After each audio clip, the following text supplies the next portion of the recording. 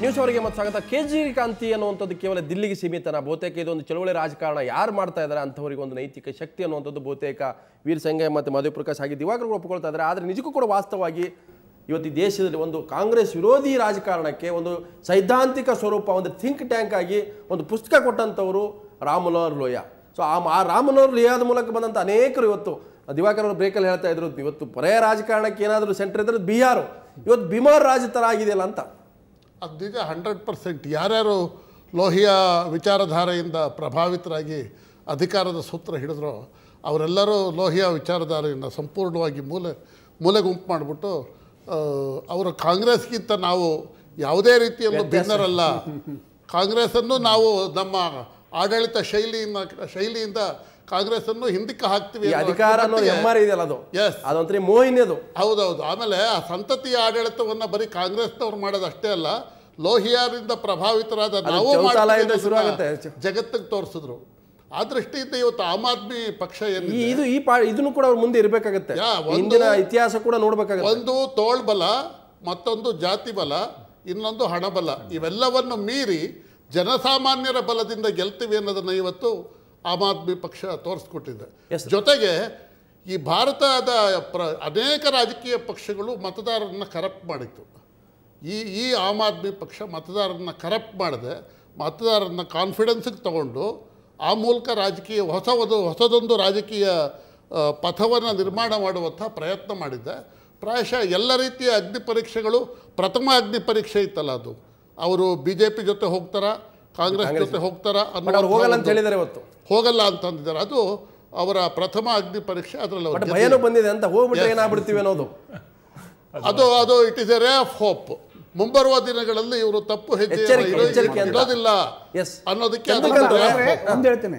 ಹೋರಾಟದ ರಾಜಕಾರಣ ಮಾಡಿದಂಥ ಒಂದು ರಾಜಕೀಯ ಪಕ್ಷ ತನ್ನ ರಾಜಕೀಯ ಭವಿಷ್ಯದ ದೃಷ್ಟಿಯಿಂದ ಆಡಳಿತ ಪಕ್ಷವಾಗುವುದಕ್ಕಿಂತಲೂ ಹೆಚ್ಚು ಪರಿಣಾಮಕಾರಿಯಾಗಿ ವಿರೋಧ ಪಕ್ಷವಾಗಿ ನಮ್ಮಲ್ಲಿ ಏನಾಗಿದೆ ದುರಂತ ಅಂದರೆ, ಇವತ್ತು ಶಾಸಕರು ಅಂತಂದ್ರೆ ಬರೀ ರಸ್ತೆ ಮಾಡಿಸೋದು, ಓಲ್ಡ್ ಏಜ್ ಪೆನ್ಷನ್ ಕೊಡೋದು, ಹಾಸ್ಟೆಲ್ ಸೀಟ್ ಕೊಡೋದು ಅಂತ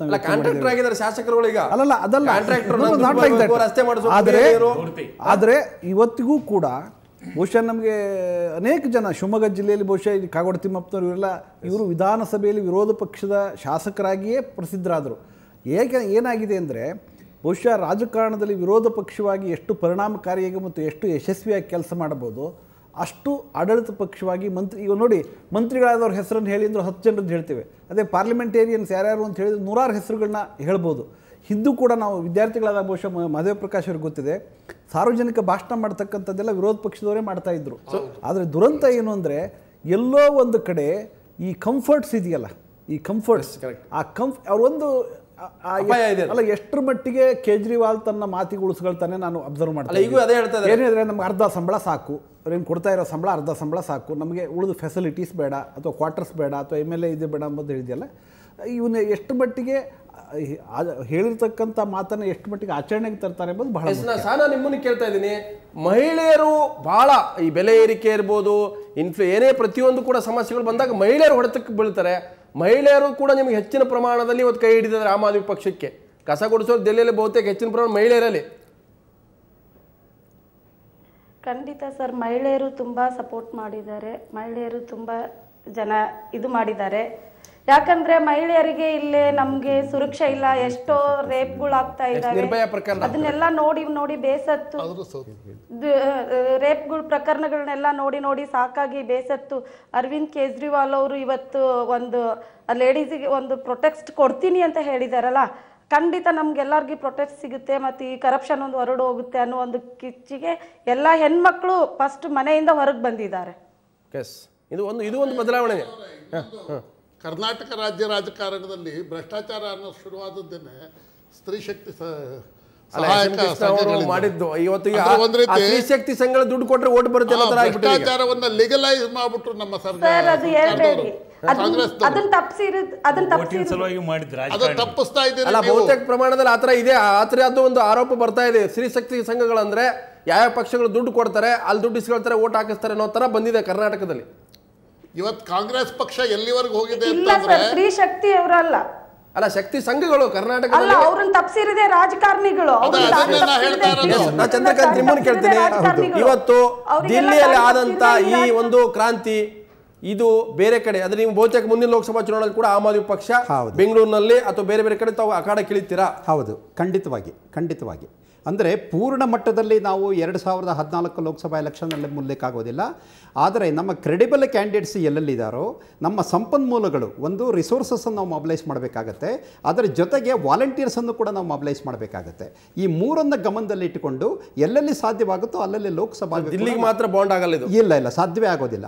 ರೈಟ್ ನಾವು 22 ಸ್ಟೇಟ್ಗಳಲ್ಲಿ ನಮ್ಮ ಯೂನಿಟ್ಗಳಿದೆ, 326 ಜಿಲ್ಲೆಗಳಲ್ಲಿ ನಮ್ಮ ಯೂನಿಟ್ಗಳು ಈಗಾಗಲೇ ಸ್ಥಾಪನೆ ಆಗಿವೆ. ಅಂದರೆ ಎಲ್ಲ ಕಡೆನೂ ಆಕ್ಟಿವ್ ಆಗಿದ್ದಾರೆ ನಾನು ಹೇಳಲಿಕ್ಕೆ ತಯಾರಿಲ್ಲ. ಬಟ್ ಆದರೂ ಕೂಡ ಹೆಚ್ಚಿನ ಸಂಖ್ಯೆಯಲ್ಲಿ ಈ 3 ಅಂಶಗಳನ್ನು ಗಮನದಲ್ಲಿ ಇಟ್ಟುಕೊಂಡು ನಮ್ಮ ಲೋಕಸಭೆಗೆ ಅಭ್ಯರ್ಥಿಗಳನ್ನು ಹಾಕಲಿಕ್ಕೆ ಕೇಜ್ರಿವಾಲ್ ಅವರು ಈಗಾಗಲೇ ನಾನು ನಿಮ್ಮ ಪಕ್ಷದ ನಾಯಕರಾದ ದಿಗ್ವಿಜಯ್ ಸಿಂಗ್ ಒಂದು ಹೇಳಿಕೆ ಹೇಳ್ತೀನಿ. ನಾವು ಸಾಮಾನ್ಯ ಜನರ ಕನೆಕ್ಟಿವಿಟಿಯನ್ನು ಬಿಟ್ಟಾಕಿದ್ದೀವಿ. ಬಿಜೆಪಿ ನಾಯಕ ಪಿಯೂಷ್ ಗೋಯಲ್ ದೆಹಲಿಯಲ್ಲಿ ಹೇಳ್ತಾರೆ ಇದು ಆಮ್ ಆದ್ಮಿ ಪಾರ್ಟಿ ಅಂದ್ರೆ ಓಟ್ ಕಟ್ಟರ್ ಪಾರ್ಟಿ ಆಗಿದೆ. ಇನ್ನೊಬ್ಬ ಬಿಜೆಪಿ ನಾಯಕ ಹೇಳ್ತಾನೆ ಚಿಲ್ಲರೆ ಪಾರ್ಟಿ ಅಂತೇಳಿ.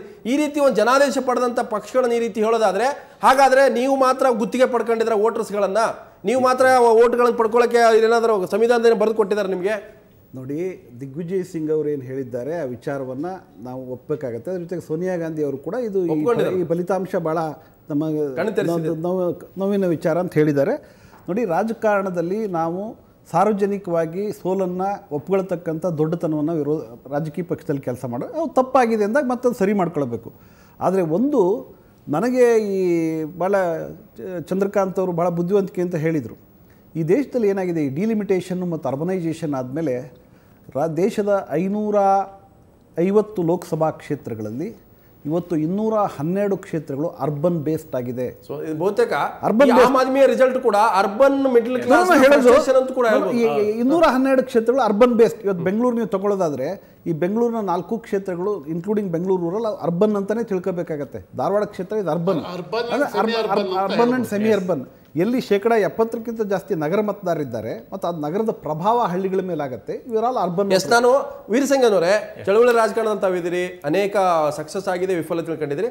ಸಾಮಾನ್ಯ ನಮ್ಮ ರಾಜಕಾರಣ ನಮ್ಮ ಪಕ್ಷಗಳು ಆಳದಂಥವ್ರು ಏನು ಹೇಳ್ತಾರೆ, ನಾವು ದೀನದಲಿತರ ನಾಯಕ, ದೀನದಲಿತರ ಧ್ವನಿ, ಈ ರೀತಿ ಹೇಳಿ ಕ್ಲೀಶೆ ಅನ್ನಿಸ್ತಾ ಇದೆ. ಅವ್ರಿಗೆ ಒಂದೇನಾಗಿದೆ, ಮಿಡ್ಲ್ ಕ್ಲಾಸ್ಗೆ ಒಂದು ರೀತಿ ಫ್ರಸ್ಟ್ರೇಷನ್ ಬಂದಿದೆ. ಮಾತಿತ್ರ ದೀನದಲಿತರು ಅಂತಾರೆ, ಈ ಕೆಳವರ್ಗದವರು ಅಂತ ಹೇಳ್ತಾರೆ. ತಪ್ಪಂತ ಹೇಳ್ತಲ್ಲ, ಸಾಮಾಜಿಕ ನ್ಯಾಯದ ಪ್ರಕಾರ ಅದು ಸರಿ.